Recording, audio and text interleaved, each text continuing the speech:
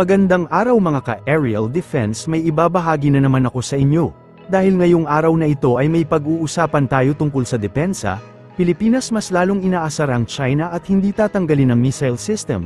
Pero bago tayo magpatuloy, wag mo muna kalimutan mag-like, share and subscribe.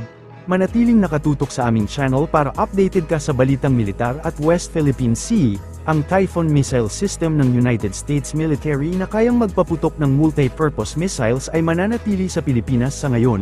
Ayon sa National Security Advisor ni President Bongbong Marcos Jr., sinabi ng tagapayo ng pambansang seguridad na si Eduardo Año, sa mga mamamahayag, na ang mga launcher ay mananatili sa baybayin ng Pilipinas sa ngayon.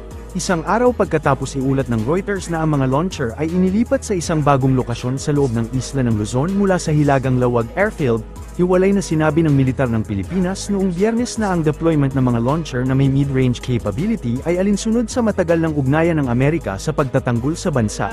The Typhoon missile will stay. The Typhoon multi-missile launcher will stay in our country so far. Gagamitin pa rin ito sa mga pagsasanay natin. About kung saan ito i-relocate, that is a classified information that we cannot disclose to the public. Ang presensya ng missile system sa teritoryo ng Pilipinas ay umani ng matalas na pagsaway mula sa China nang una itong i-deploy noong Abril sa panahon ng mga pagsasanay sa militar. Inakusahan ng China ang Pilipinas noong Huwebes na lumikha ng tensyon at confrontation sa rehiyon, na hinihimok itong iwasto ang mga maling gawin nito. Ang mga Typhoon launcher ay maaaring magpaputok ng mga multi-purpose missiles hanggang sa libu-libong kilometro tulad ng Tomahawk cruise missiles, na may kakayahang tumama sa mga target sa China at Russia mula sa Pilipinas. Ang SM-6 missiles na dala nito ay maaaring tumama sa mga target sa himpapawid o dagat na higit sa 200 kilometro ang layo. For the side of the Armed Forces of the Philippines, the use of the MRC is more on the training aspect.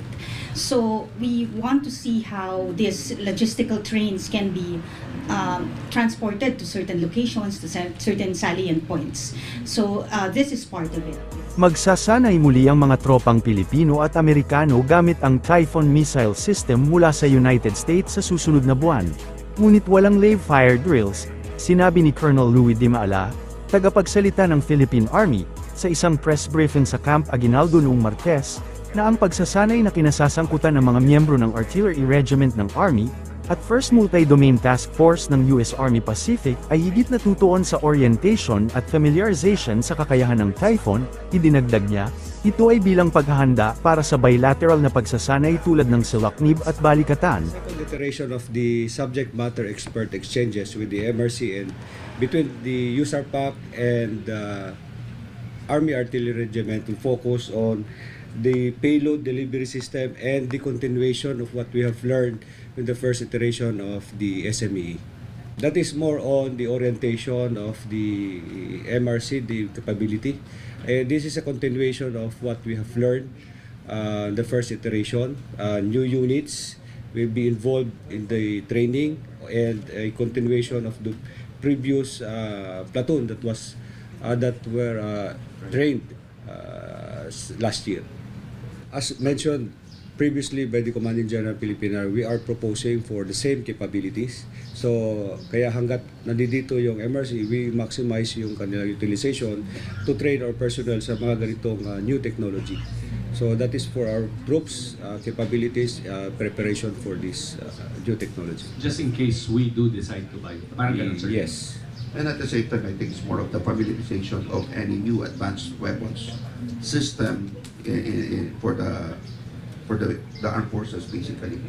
So familiarization and of course our interoperability with this kind of weapons. Sinabi ng Armed Forces of the Philippines nitong Martes, na ang mga hakbang sa seguridad sa mga kampo nito ay mas pinaigting ngayon kasunod ng umano'y aktibidad ng espiya ng isang Chinese national.